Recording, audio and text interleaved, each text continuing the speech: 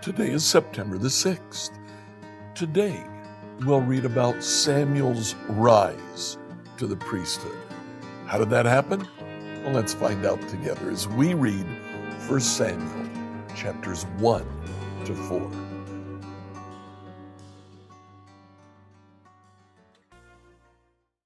Reading through the Bible in a year, please read 1 Samuel chapters 1 to 4. This is the story of the early years of Samuel's life.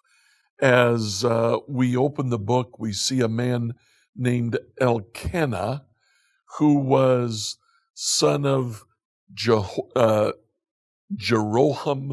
son of Elihu, son of Tohu, son of Zuph, who lived in Ephraim.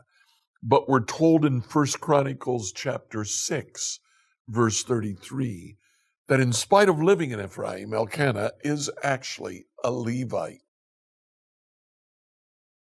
In chapter 1 of 1 Samuel, we see that Elkanah had two wives. One wife had produced children for him, but Hannah, his other wife, had no children. They went to the temple on a yearly basis. Probably this is the time that Elkanah would help to serve in the temple. This year, when they went, Hannah began to cry, and she began to, outside the temple, pray to the Lord silently, her lips moving, no sound coming out. Eli the priest thought she was drunk, said, "Go sleep it off." She said, "I'm not drunk. I'm praying to the Lord. I have no children." And Eli said, "Well, in that case, go in peace. May the God of Israel grant the request that you've asked of him." She said, "Oh, thank you, thank you." And next year, she came back with a child. She kept Samuel until Samuel was weaned. Now, that would have been when Samuel was about 6 years old. So at 6 years old, she turns Samuel over to Eli. Chapter 2 is a prayer of thanksgiving to the Lord. And Hannah left Hannah left Samuel in the care of Eli. And Samuel became like one of Eli's sons, serving in the temple 24/7, 365 days a year. Immediately, we're introduced to Eli's sons. And what happens next is we hop back and forth between Samuel and Eli's sons.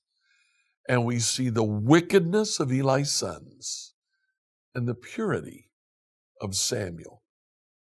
In chapter 2, Eli's sons, it's told how they would break the Levitical law and they would eat parts of the animal that they were not allowed to eat, and they would boil the meat instead of, they'd make stew instead of grilling the meat like the Levitical law requires. At the end of chapter 2, there is a man of God who comes to Eli.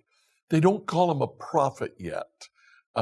Prophecy begins with Samuel, but the Lord moved this man to go and speak to Samuel and promise the death of Eli's son and the purification of the Levitical line of Eli. In chapter 3, the Lord speaks to Samuel. It's really interesting.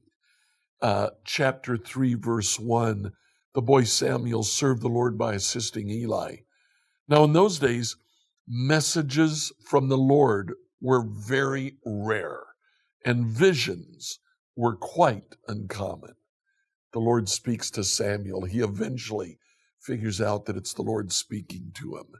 And again, he says just what the man of God had said, that Eli and his sons will die because of their wickedness.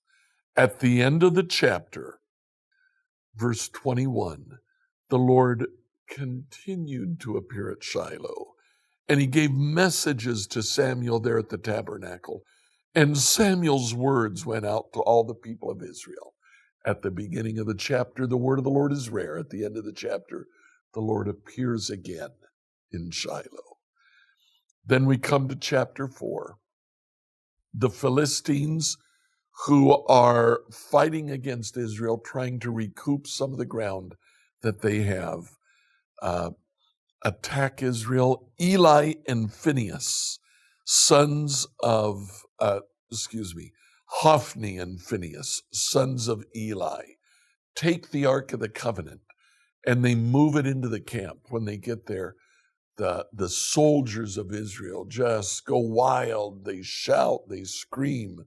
The Philistines say, "What's going on?" And somebody looks and sees the Ark of the Covenant is moving into the camp. And the Philistines are just deathly afraid. This is the God that delivered Israel from Egypt. But they fight. They fight hard. And that day, 30,000 Israelite soldiers died. Hophni and Phinehas, the two sons of Eli, are killed, and the Ark of the Covenant was captured.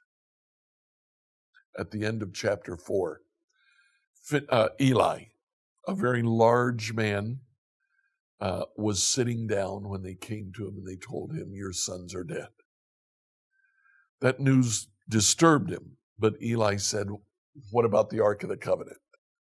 And they said it was captured. At that, Eli fainted, fell over backwards, broke his neck, and died. One of the wives of one of the men who had died was well along in pregnancy. She went into childbirth. She actually died in childbirth. But before she died, the midwife said, "You have a baby boy." She said, "Call his name Ichabod." Ich, the Hebrew word for where, kavod, the Hebrew word for glory. Where's the glory?